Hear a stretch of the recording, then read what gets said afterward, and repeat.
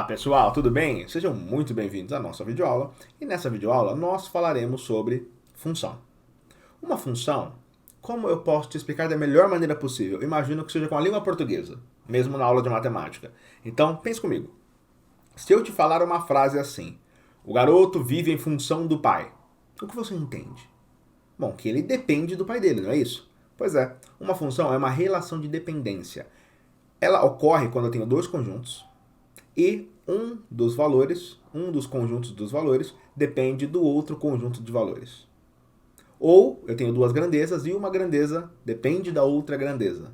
Mas como assim, professor? Me dá um exemplo. Quer um exemplo? Olha só.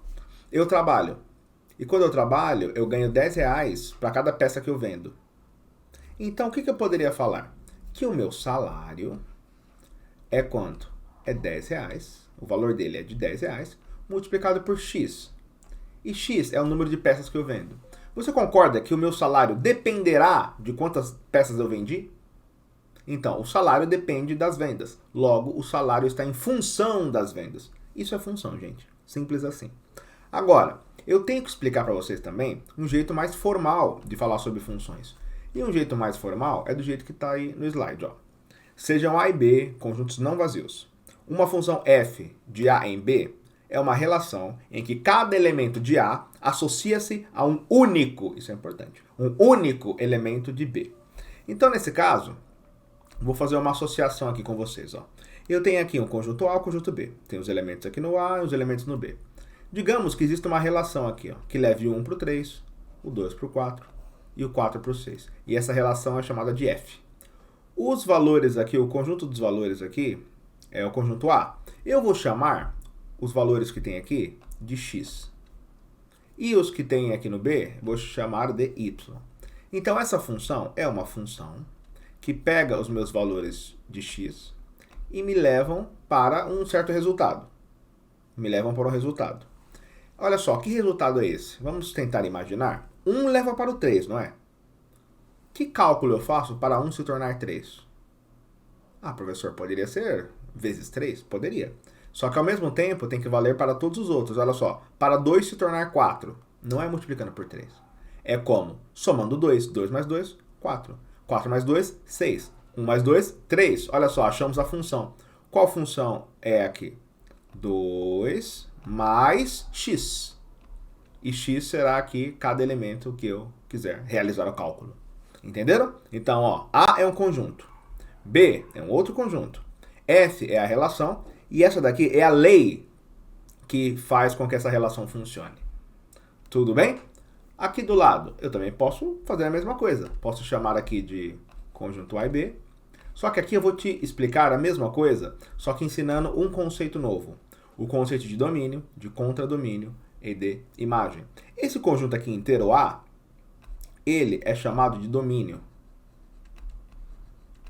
Cada um desses elementos aqui é um elemento do domínio. O domínio, ele é o conjunto de elementos que pode ser atribuído aqui no X da minha lei de formação. Então, esse é o domínio. Então, esse conjunto aqui é o domínio. Agora, o outro conjunto, o conjunto de chegada, será o contradomínio. Contradomínio. Então, esse é o contradomínio. Então, quem é o domínio aqui dessa função, dessa relação aqui, ó? Vamos lá, o 4 se tornará 8, o 6 se tornará 12 e o 5 se tornará 10, a partir de alguma função f aí que a gente não sabe qual é ainda. Legal? Mas, professor, sobrou 1 e não pode. Quem disse que não pode? Pode sobrar sim, no contradomínio. Não tem problema. O que não poderia era sobrar no domínio, aqui no A, porque a definição diz que associa a cada elemento de A um único elemento de B. Outra coisa que também não poderia, aqui do 4, ó, associar o 15 também. Porque aí eu estaria associando para um elemento de A 2 elementos de B. Isso não pode. Senão não seria uma função também. Então, esse é o domínio, esse é o contradomínio. Faltou uma coisa, né? Quem é a imagem? A imagem é esse conjunto aqui. Ó.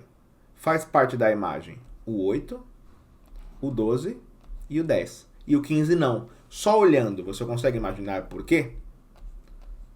Eu imagino que sim. Porque o conjunto imagem, ele é um conjunto que eu vou colocar aqui para você quais são os elementos desse conjunto. o 8, o 10 e o 12.